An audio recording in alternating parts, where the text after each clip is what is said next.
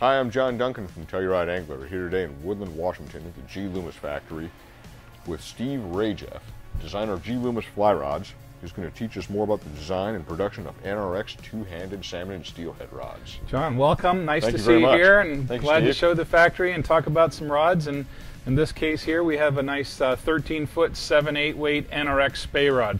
This is a real popular model for a variety of steelhead fishing. Certainly spay rods can start out in the range of 12 foot and grow all the way up to some of the rods we've made are 17 feet long. But around 13 feet is an ideal length, and what that does is has enough length to lift and make a nice D loop, the back casting loop that we do. And that could apply to whether it's a Scandi line, which is a floating shooting head, or a Skagit line that typically is a floating head with a sink tip added to that.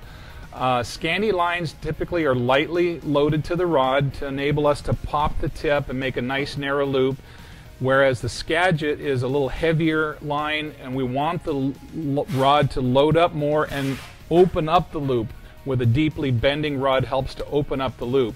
The 13-foot length helps us to make casts in the range of 80 up to 100 feet or even more.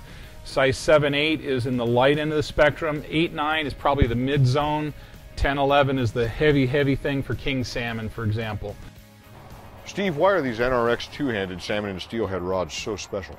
Oh, you know, since the craze caught on maybe 20 years ago in the North American continent, spay casting's really caught on. It's an enabler. It really gets you to cast farther with less work for covering big rivers for salmon and steelhead. And the NRX is the material and the design put together to make it even easier.